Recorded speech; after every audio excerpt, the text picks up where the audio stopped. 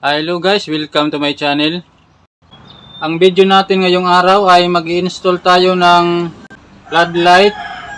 Tapos i-control ng combination ng switch at outlet. Maglalagay tayo dito ng combination ng isang switch at outlet.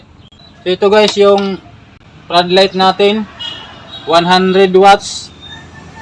Ito yung likuran niya. Ito naman yung wire niya. Meron yan tatlong wire. Itong dalawang wire, ito yung supply niya. Kulay blue at kulay brown. Pwede yan magkabaliktad. Kahit saan dyan mailagay ang neutral at live. Ito namang isa, itong kulay yellow at green. Ito yung body ground ng floodlight. Pwede itong kabitan ng equipment grounding. Pwede ring hindi. So umpisa na natin i-wiring. Maglalagay muna tayo dito ng isang switch combination ng outlet. Ito yung switch natin na may combination ng outlet. Naka-wiring na yan, so ilalagay na lang natin yan dito sa box. Ito yung wire nya.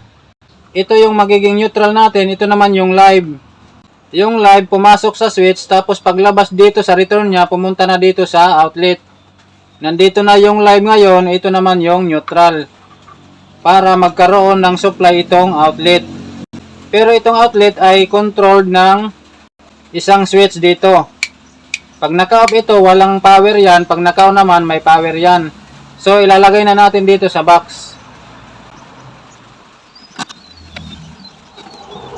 So, ito yung circuit breaker. May supply na tayo. Dito sa line side, 2.0 yung ginamit na wire natin. Yung circuit breaker, 15 amperes. Kasi ilaw yung winawiringan natin, 15 amperes yung gagamitin natin. Dito yung line side, dito naman yung load side. So, iwawiring na natin. Itong puti, ito yung neutral natin. Itong pula, ito naman yung live. Unahin natin i-connect ang neutral.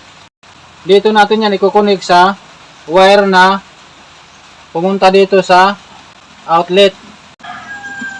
Itong isa dito. Ito yung magiging neutral natin.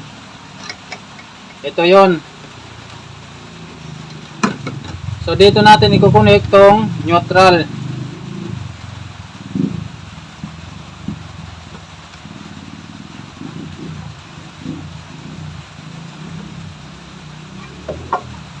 Yan at nakakonek na. Dito yan nakakonek sa outlet itong neutral nya dito. Ang i-connect naman natin sunod, itong live dito. Itong live, dito naman yan papasok sa switch. Para pag naka-on yung switch, tatawid yung kuryente dito para magkaroon ng supply itong outlet. So, i-connect natin dito yan sa live dito.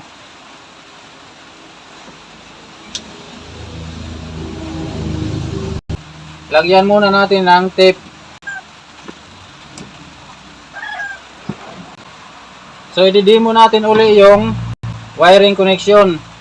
Ito guys, yung ginawa natin dito, outlet lang ito na nilagyan natin ng switch para makontrol siya dyan. Pag naka-off, walang power. Pag naka-on, may power. Itong neutral, dumiretso lang yan dito sa outlet. Ito yan. Dito. Itong live naman, dumiretso yan dito sa switch, ito yon. Tapos yung return ng switch pumunta na dito sa outlet. Yan yung pinaka-live nya, yung switch. So i-connect na natin ito dito.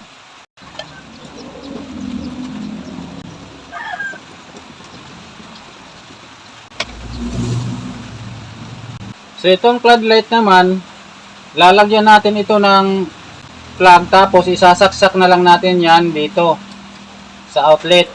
Makokontrol pa rin natin siya dito sa switch.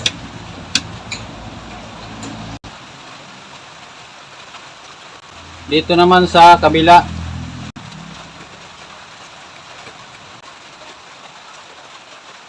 So ang gagawin natin dito ay ititest na lang natin.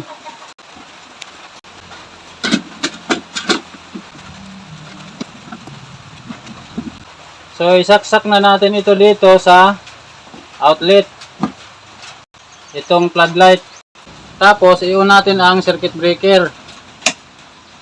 Tapos i-on natin ang switch.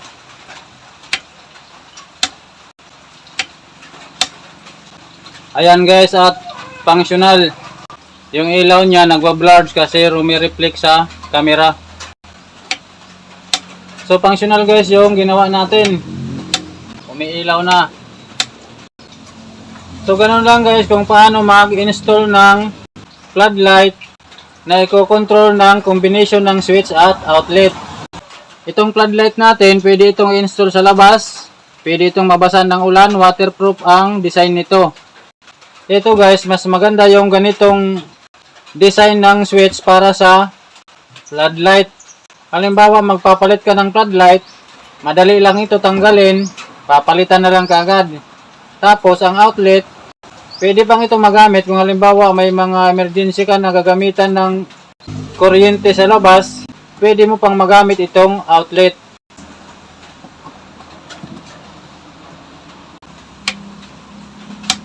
So hanggang dito na lang yung video natin. Sana ay nakatulong sa inyo tong video na to. Salamat sa pakikinig at panonood.